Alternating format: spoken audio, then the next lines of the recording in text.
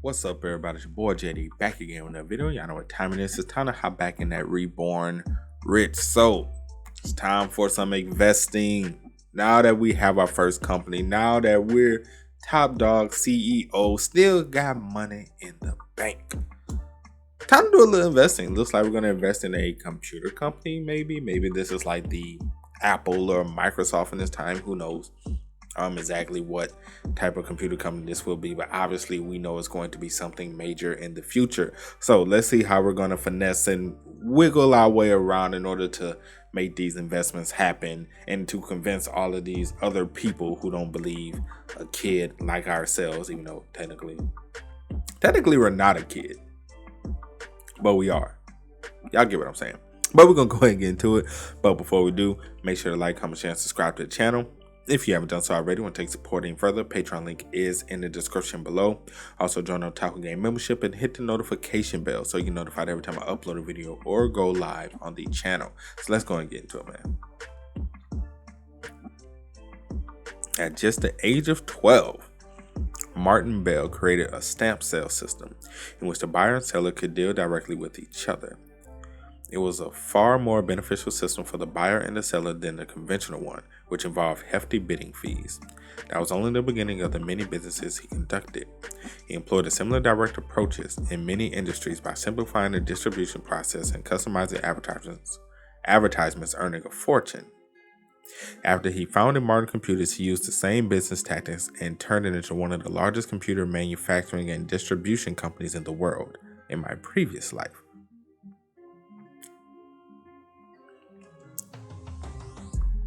Where did you even hear about Martin Bell and Martin Computers? I heard he made $2,000 at age 12 by selling stamps, and he made much more by selling newspaper subscriptions in high school. That guy has a knack for business. Are you telling me you're willing to invest in someone solely based on his childhood stories? He was able to make a lot of money at my age, even though he didn't have a rich grandfather like I did. I'm inclined to believe there is a profit to be made if we work with him. They like, I don't know. You like, I don't know, man. That seemed like a bad deal. You heard him. Get as much information about Martin Computers and its founder, Martin Bell, as you can. He like, make me my money. Make me my money. Days later. He like, a business meeting at a burger joint. Dojan, it's highly unlikely Martin Computers will accept our investments. Right, because others already invested in $30 million in his company. I knew you'd know. If we reached out to him last year, I think he would have desperately wanted to work with us. Every good investment requires good timing, plus a little bit of luck. We must know when to go in and when to come out. I guess we missed the timing then. Evidently so. Look where he agreed to have a meeting with us. This means that he considers this meeting a light and unremarkable one, like having lunch at a burger joint. Not to mention I had difficulty even making this appointment in the first place. Oh, so this dude about to give us a hard time. We got something for that though. We got something. Let's go. Especially he's not gonna believe an investment coming from a kid either. Mr. O, this way.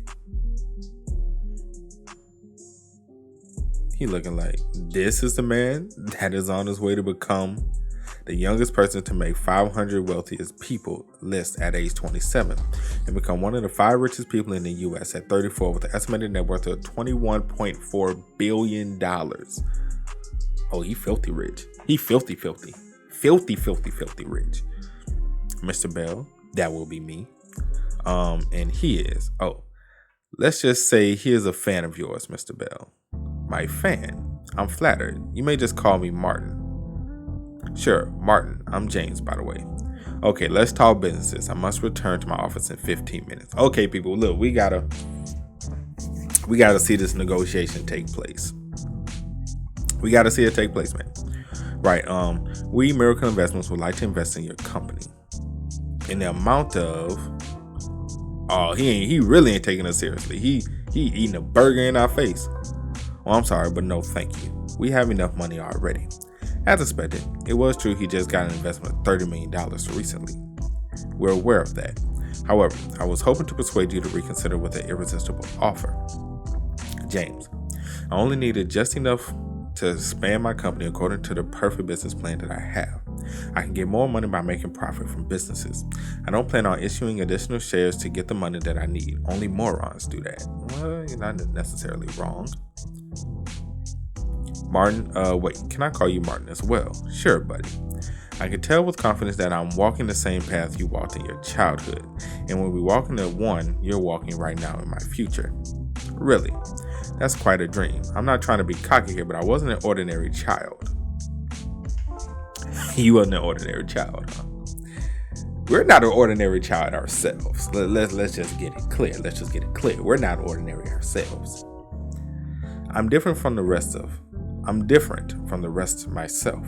In fact, different from you as well. You had $2,000 in your hands at age 12 from stamp sales. However, I currently have $15 million in my disposal that I made by selling real estate. He come again and say, what? $15 million at age 12.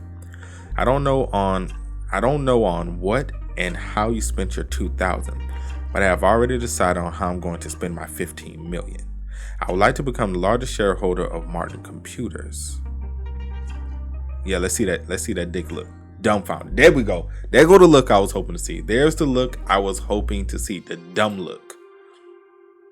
James, is this boy your son? No, he's my boss, actually. The dumbest look. What are you laughing for? I have 2 questions for you. How did you find out I made money as a kid by selling stamps? Maybe childhood stories haven't been revealed to the public at this point. $15 million is a lot of money. I'm about to make a huge investment.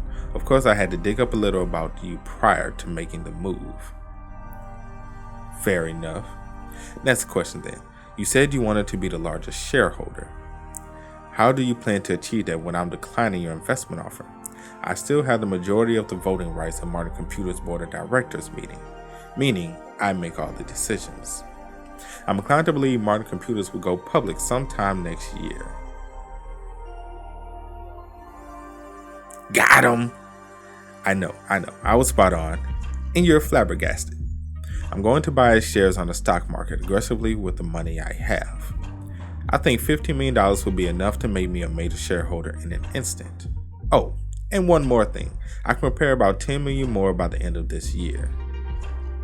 Once I become the largest shareholder, I'll probably be a key figure in the board of directors meetings, and my voice will matter in the operation of the company.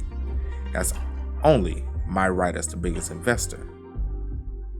Boy, put that man on. Whoa! Oh, got him. Next. What's your next question? However, since you want to be sole proprietor, have the largest stake, I'll let you keep your largest stake, even though, next year I can run you out of business. You know what I'm saying? I can take over your company next year if I want. But, I'll make you a little offer. If you take our investment, I'll relay all of my voting rights as a shareholder to you until I sell the associated shares. What? Moreover, I'll let you have the first chance to purchase the shares I decide to sell. Of course, at the accurate market price at the timing of the sale. Doja, sorry Martin, just a second. Doja, you just can't promise him that. Prioritized buyers normally buy shares at a higher value than the market price. Needless to say, it is a much better business decision to sell them at the highest price possible. No, bro. Look, we know what we're doing. Okay, we know what we're doing. Don't you interrupt us when we're talking business. You work for me. That's what I would have told him. I would have told him look, you work for me. Look, you work for me, right? Right? Who pay your bills? Me. All right. Let me do my thing. I got this. I guess you weren't joking after all. When you told me that you were working for the boy, I wasn't sure if I was supposed to believe that. What is your name, buddy? Howard. My name is Howard Jin. Howard. How we go from Howard? Okay, Howard. I think I'm ready to talk details with you. What the hell is really going on here? I'll be extremely busy until the negotiation meeting. I could retain the terms and conditions, but I honestly don't think he'll accept all $15 million. What do you want us to do with the remainder? Why don't you discuss with your colleagues and let me know a few promising places? I'll take a look at that and decide Uncle Sion. Oh, we calling him Uncle now? That's gonna get him right in the heartstring. You know what, Doja? You really left me lost for words. That conversation you had with Martin, I can't seem to just accept what I saw and heard as facts. I always knew you were a clever child, so I tried to leave it at that. But my head is refusing to acknowledge this as something possible. He like, yeah, I know. I get that all the time. All the time I get it. All the time I get it.